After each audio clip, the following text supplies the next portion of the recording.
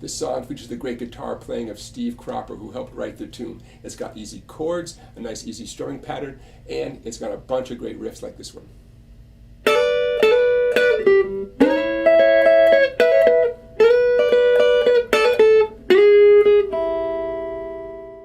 So as usual, let's start off with a great verse riff. Let's get into the chorus riff, then I'll walk you through strumming the chords through the tune. What I'm about to show you, we're in some pretty rare air up here at the 12th and 13th and 14th frets.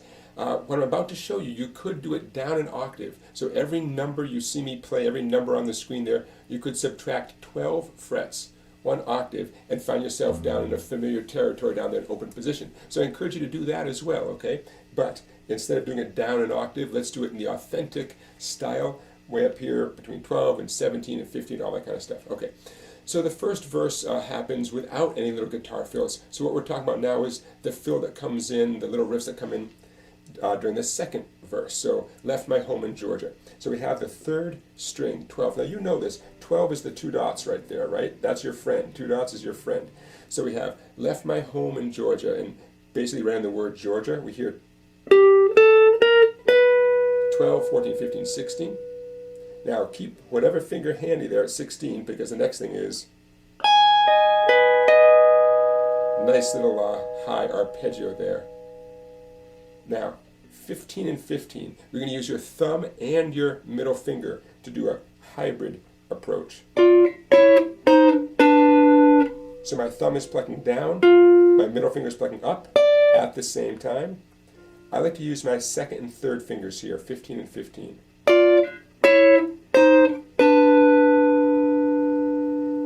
Now, we're going to scooch up to the a little bar at the 14th fret with a nice pull-off and a slide. So I'm barring with my index finger at 14 and my middle finger is doing the pull-off. Here comes that 16 again. A nice little bar. And then here comes the high point way up at 17. You got a dot there at 17. Many of you will have a dot there at 17. A nice little chromatic walk down. Walk down to 14. And then a little bar at 14. All right, that is the verse riff that comes in beginning on the 2nd verse. Now let's do the chorus riff. So here's the chorus riff. We can't take this one down an octave because we'd run out of real estate there, but nothing wrong with doing it the authentic way. And again, 2 dots helps us locate our 12th fret. So the chorus riff has these nice little double stop hammer-ons. I'm barring at 10 with my index and do my hammer-ons with my 3rd finger at 12. And a nice little double stop at the end. You do it a 2nd time.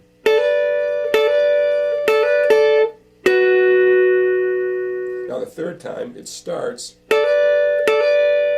but I just hop over my ring finger. Now here comes a nice little slide. I'm using that hybrid, picking my thumb and my pick and my middle finger. I'm sliding from 12 up to 14 on the 2nd and 4th strings with my 2nd and 3rd fingers, and I'm reaching back with my index. And then I'm going to do that slowly. Here's the slide. I'm going to do a similar thing, 2 frets lower. Slide from 10 up to 12 with my ring finger. Little bar. And then finally slide up to 13 and ending on the open string. Ah, such a beautiful conclusion. What's easier than hitting the open 1st string? You know?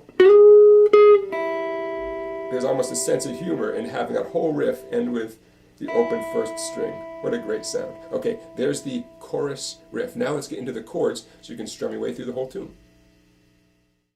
Song starts off in a G major chord. Please play G major with your 2nd, 3rd, and 4th fingers. That's going to make sense in a second, okay?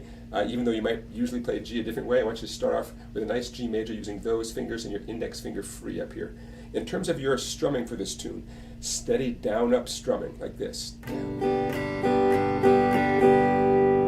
When you strum down, pretty much emphasize the heavier strings, and strumming up the skinnier strings. Now you might only hit 3 or 4 strings maximum with these strums. Do not feel you have to hit all 6 strings every time. Okay, so intro, 4 measures on a G major chord. That means 4 down ups, that represents 1 measure. 1, 2, 3, 4. Okay, you do that 4 times. Second measure, third measure, fourth measure. Nice light down ups with a very loose grip on your pick. Now the lyrics come in. You have 4 down ups on the G major. Sittin in the morning. Now, second finger's going to stay there. This is what I was getting at a minute ago. B7. You could play a B major, but B7 is easier and sounds great. 4 down ups on B7, and my middle finger never had to leave the guitar. So, 2, 3, 4. C major. Sittin when the evening. 4 down ups on each one of these chords. Now, here's a quick tip before we go on to the next part of the tune. The final upstroke, again, remember you're doing 4 down ups. The final upstroke, I encourage you to be moving your fretting hand to the new chord even as you strum up. Watch this. G to B7. Down, up, down, up, down, up, down, up. See that? I'm strumming up. I know you can't see my right hand, but I'm strumming up even before my B7 is in place, but it's getting in place. It's way more important to nail that B7 right when you need to than to accomplish that final upstroke on the G. Does that make sense? So you're allowed to begin moving your left hand early, but you're not allowed to interrupt your strumming because then the song gets interrupted. Okay? So you have the green light to leave your chord early on that last upstroke to get to the next chord, no matter what the next chord is, no matter what part of the song you're in. Okay, now let's get to the chorus and the bridge and the outro. That verse sequence that you just learned, G to B7 to C to A, that's going to happen twice, and then that gets us into the chorus. Now the chorus is a little bit different because it has an E major chord popping in there. 4 down ups on each one of these chords. C on the dock of the bay. G to E.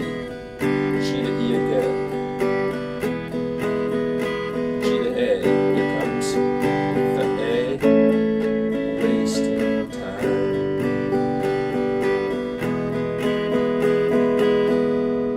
Now that's the chord sequence for your left hand. If that strumming is starting to feel a little simplistic to you, I definitely recommend that you emphasize some of the upstrokes. That gives the strumming a nice bit of texture like this. I'm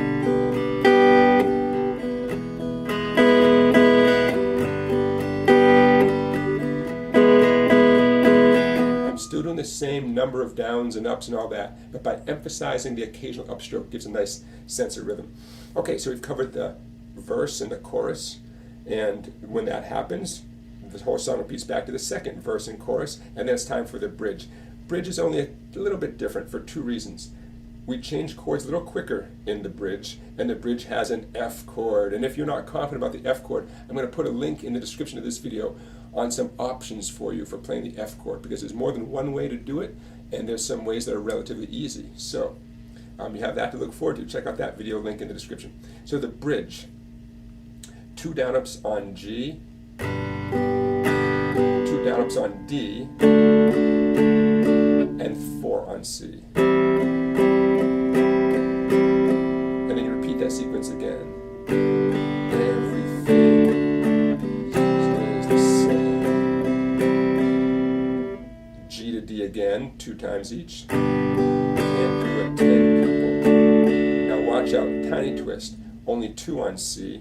Tell me to. 2 on G, do. Now here's the F. I'm going to do a nice 4-string F. I'm going to avoid the 2 bass strings. 4 down ups on F. So I guess I'll to D. Remain the same. 4 down ups. And there's your bridge, okay? Nothing tricky. But those times during the bridge when you're changing from C back to G, that's why, another reason why, we're fretting G with your 2nd, 3rd, and 4th fingers for the song. Okay, so that leads us to the outro, right? That's the only part of the song we haven't done yet. I mean, in the song, for real, that bridge leads to a third verse and a third chorus, but eventually, after the third verse and third chorus, we get to the outro, and you're going to love the outro. Piece of cake. The outro is G major leading to E major, and you spend a little extra time on that G major. The outro sounds like this. It's 3 measures worth of G. This is the whistling part. So 3 measures worth of G, and then finally 1 measure worth of E, and then the whole thing repeats again. So it's like this. Remember, this is the whistling outro. 1, 2, 3, and then 1 measure worth of E. Hey, notice my second finger have to stay in the same place for the G and the E major. Yet another bonus of fretting G this way. I hope I've convinced you. Whew. All right, there you go, everybody. Your riff of the day. Part of my series here of 365 riffs for beginning guitar. You got some lead guitar to work on. You got some chords to work on. I'm so happy to do this video because I love Steve Cropper's guitar style so much. It's one reason, a big reason I even play a Telecaster guitar is thanks to Steve Cropper. I love all his playing. I encourage you to check out anything you can on the style of Steve Cropper. So everybody, don't forget to check out my website down below, www.song-bike.com. Tons of videos there that you have not seen before because you can't see them unless you're a member of Songbike. It starts at $10 a month to become a member, and I'm really proud of all the great videos at that site. I put a lot of work into it, so check it out. And that does it for the riff of the day. I will see you tomorrow.